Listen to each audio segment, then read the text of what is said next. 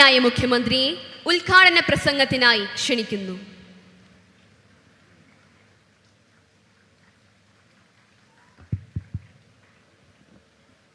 പ്രിയപ്പെട്ട വിദ്യാർത്ഥികളെ, സഹോദരന്മാരെ,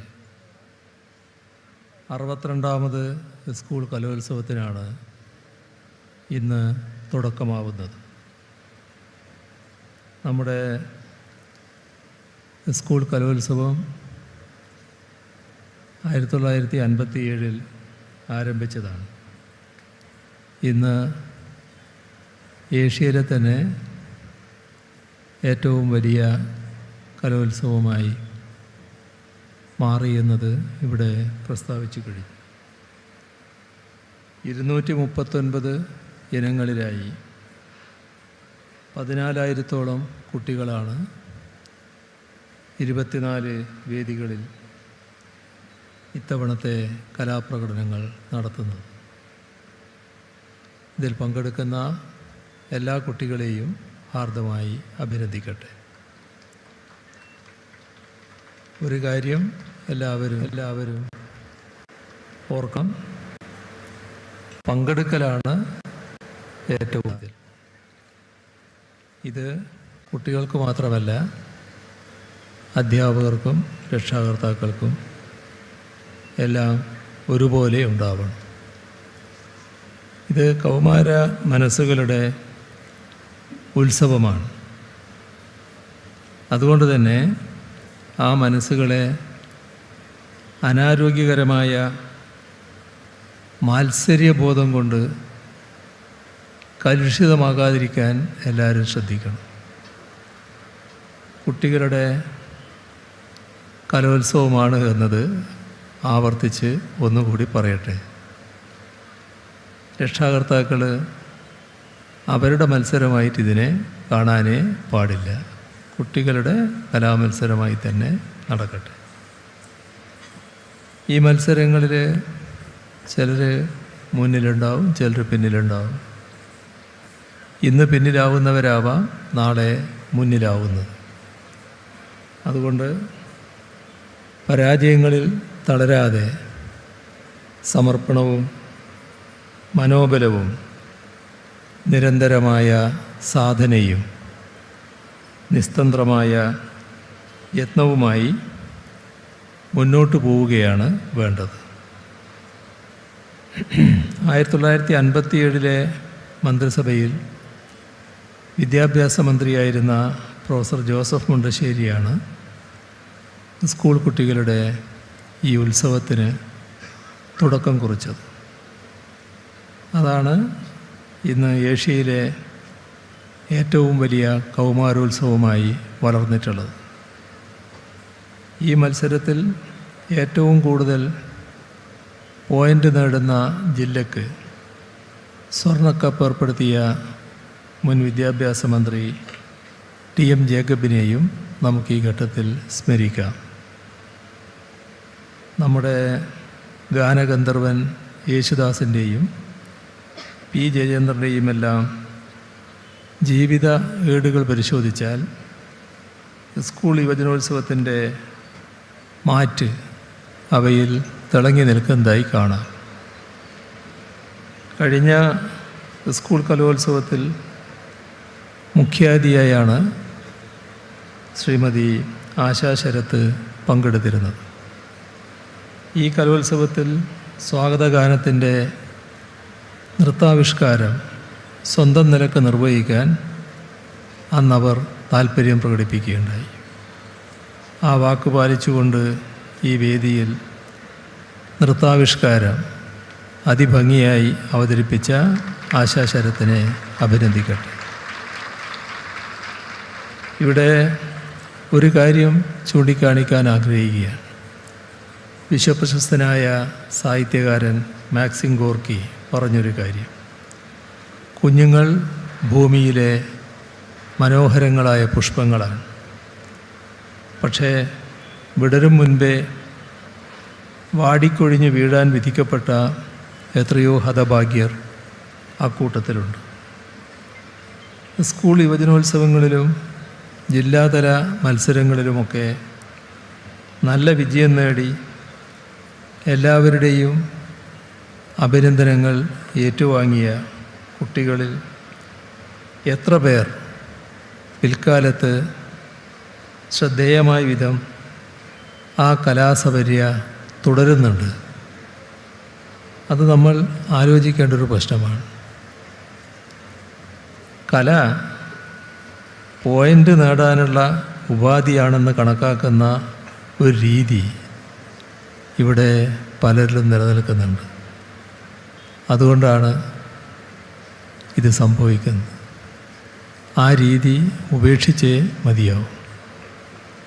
കലാവാസനയുള്ള കുഞ്ഞുങ്ങൾക്കൊക്കെ പരിരക്ഷയും കലാപോഷണത്തിലൂടെയുള്ള വ്യക്തിത്വ വികസനത്തിനുള്ള അന്തരീക്ഷവും നിലനിൽക്കുന്ന ഒരു സാംസ്കാരിക പരിസരം സൃഷ്ടിക്കുക എന്നതാണ് ഓരോ ചുവടുവെപ്പിലും നാം ലക്ഷ്യമാക്കേണ്ടത്. എത്ര ചെറിയ കലോത്സവങ്ങളും ഈ ലക്ഷ്യത്തിലേക്ക് നയിക്കുന്നതാവണം. ആ തിരികൾ ജീവിതത്തെ ആകെ പ്രകാശമാനമാക്കണം. അവിടെ ഭേദചിന്തകളോ മറ്റ് ദൂഷിത വികാരങ്ങളോ ഉണ്ടായിക്കൂടാ. കലാപ്രവർത്തനങ്ങൾ തുടരാൻ സാമ്പത്തിക പരാധീനത കാരണം വിഷമിക്കുന്ന പ്രതിഭകളുണ്ട്. അത്തരം പ്രതിഭകളെ സംരക്ഷിക്കാനും കലാരംഗത്ത് ഉറപ്പിച്ചു നിർത്താനും പ്രോത്സാഹിപ്പിക്കാനും വിവിധ തലങ്ങളുള്ളതും വിപുലവുമായ ഒരു സംവിധാനം ഉണ്ടാവേണ്ടിയിരിക്കുന്നു. അതിൽ സാംസ്കാരിക വകുപ്പിനും ജനകീയ സമിതികൾക്കും വലിയ പങ്കുവഹിക്കാൻ കഴിയും. ഈ അവസരത്തിൽ ഒരു കാര്യം കൂടി ഓർമ്മിപ്പിക്കാൻ ആഗ്രഹിക്കുകയാണ്. മദ്യം, മയക്കുമരുന്ന് തുടങ്ങിയ ലഹരികളിൽ കുഞ്ഞുങ്ങൾ അകപ്പെടുന്നില്ല എന്നുറപ്പുവരുത്താനും അവയുടെ പിടിയിൽ അകപ്പെട്ടുപോയവരെ അവയിൽ നിന്ന് രക്ഷിക്കാനും സഹായിക്കുന്ന ഒരു ഉപാധി കൂടിയായി കലയെ കാണേണ്ടതുണ്ട്. മയക്കുമരുന്നിനും മറ്റും എതിരായ കലാരൂപങ്ങൾ ഉണ്ടാക്കാനും അവതരിപ്പിക്കാനും അധ്യാപകരുടെ സഹായത്തോടെ കുട്ടികൾ ശ്രദ്ധിക്കണം. ആ നിലക്ക് കൂടി കുട്ടികളിലെ കലാപരമായ വാസനകളെ വളർത്താനാവണം. അപ്പോൾ അതവർക്ക് ആരോഗ്യകരമായ ജീവിതം നയിക്കാനുള്ള സാഹചര്യം ഉറപ്പുവരുത്തും. ഇത്തവണത്തെ കലോത്സവം നടക്കുന്നത് ഇവിടെ കൊല്ലത്താണല്ലോ. പല നിലകളിൽ കേരളത്തിൻ്റെ സാംസ്കാരിക ഈടുവെപ്പിന് വിലപ്പെട്ട സംഭാവനകൾ നൽകിയ പൗരാണിക നഗരമാണ് കൊല്ലം.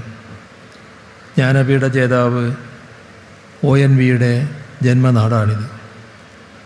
Azhakath പത്മനാഭക്കുറുപ്പിൻ്റെയും CN Sreekandan നായരുടെയും Pulimath Parameswaran പിള്ളയുടെയും Thoppil ഭാസിയുടെയും O മാധവൻ്റെയും Devarajan മാസ്റ്ററുടെയും KPAC സുലോചനയുടെയും KS ജോർജിൻ്റെയും V സാംബശിവൻ്റെയും ഒക്കെ നാടാണിത്. മഹാകവി വൈലോപ്പിള്ളി പറഞ്ഞ ഒരു കാര്യമുണ്ട്. മയൂര സന്ദേശകാരൻ്റെ മയിൽ സന്ദേശവുമായി പോയത് ഈ ആശ്രാമം മൈതാനത്തിലൂടെയാണ് എന്നതാണ്.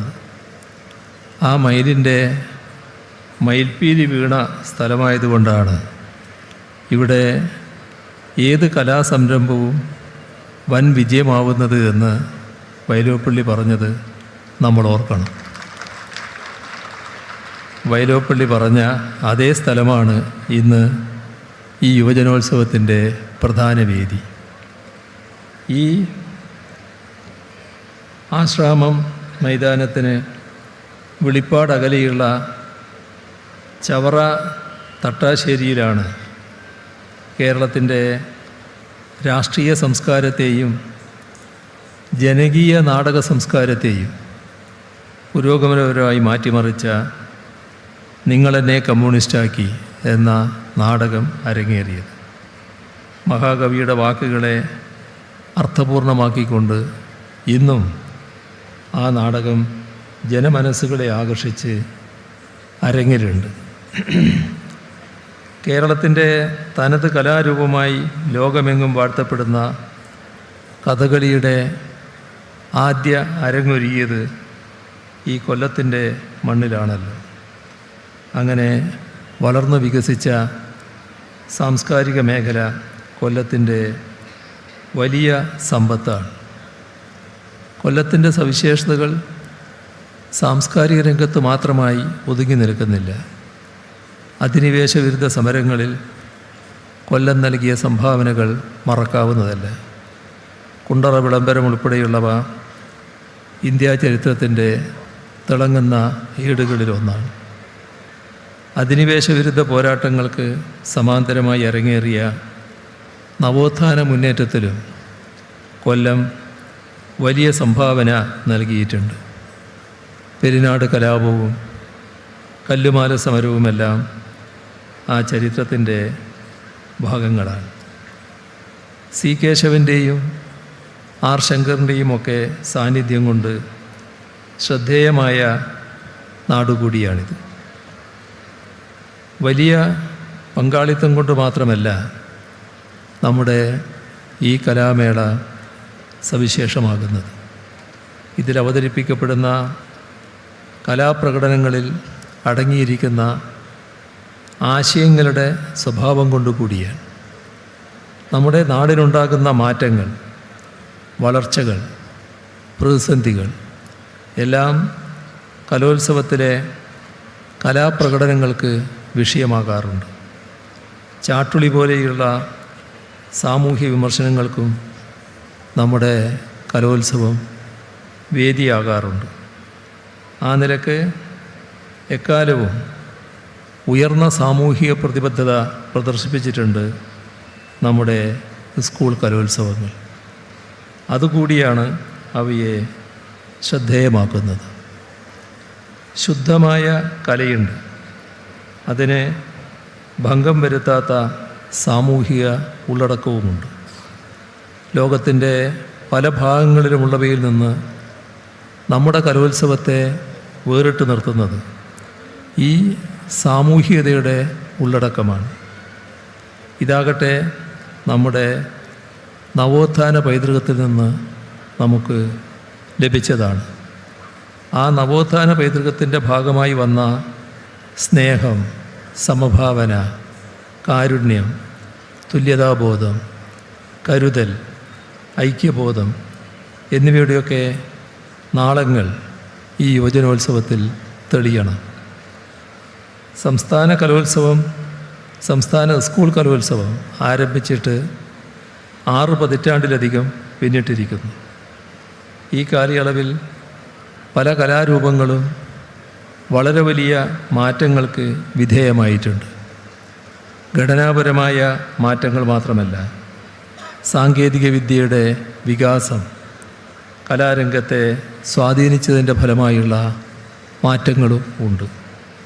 അത്തരം മാറ്റങ്ങളെ ചടുലമായി ഉൾക്കൊണ്ടാണ് നമ്മുടെ സ്കൂൾ കലോത്സവങ്ങളിൽ പങ്കെടുക്കുന്ന കുട്ടികൾ കലാപ്രകടനങ്ങൾ നടത്താറുള്ളത്. ജനകീയ കലാരൂപങ്ങൾ മാത്രമല്ല ഈ വേദികളിൽ അരങ്ങേറുക, ക്ലാസിക്കൽ കലാരൂപങ്ങളും പ്രാക്തന കലാരൂപങ്ങളും ഇവിടെ അരങ്ങേറുന്നുണ്ട്. പല കലാരൂപങ്ങളും ഇന്നും സജീവമായി നിലനിൽക്കുന്നതിൽ സ്കൂൾ കലോത്സവങ്ങൾക്ക് വലിയ പങ്കുണ്ട്. ഗോത്രകലകൾ അരങ്ങേറുന്നു എന്ന സവിശേഷത കൂടി ഇത്തവണത്തെ സ്കൂൾ കലോത്സവത്തിനുണ്ട്. ഈ വർഷം ഗോത്രകലയായ മംഗലംകളി ഉദ്ഘാടന ചടങ്ങിൻ്റെ ഭാഗമായി തന്നെ അവതരിപ്പിച്ചത് നാം എല്ലാം കാണുകയുണ്ടായി. അടുത്ത കൊല്ലം മുതൽ ഗോത്രകലകളെ മത്സര ഇനങ്ങളായി ഉൾപ്പെടുത്തുന്ന കാര്യം പരിഗണിക്കാനാണ് സർക്കാർ ഉദ്ദേശിക്കുന്നത്. ഒന്നും പ്രാന്തവൽക്കരിക്കപ്പെട്ടുകൂടാ, എല്ലാറ്റിനെയും ഉൾക്കൊള്ളാനാവണം. ആധുനിക ശാസ്ത്ര സാങ്കേതിക വിദ്യയുടെ വളർച്ചയും വ്യാപനവും ജീവിതത്തെ മെച്ചപ്പെടുത്തുന്നതിന് സഹായകമാണ്. എന്നാൽ അതിനെ തന്നെ ദുരുപയോഗിക്കാനുള്ള പ്രവണതയും വളരെ വർദ്ധിച്ചു വരുന്നുണ്ട് എന്നത് നാം കാണണം. അപ്പോൾ ത്യാജ്യഗ്രാഹ്യ വിവേചന ബുദ്ധിയോടെ വേണം സാങ്കേതിക ജ്ഞാനോപകരണങ്ങളെ ഉപയോഗിക്കുന്നത്. കുട്ടികളിൽ ആഴത്തിൽ ആ ബോധം വളർത്തിയെടുക്കേണ്ടിയിരിക്കുന്നു.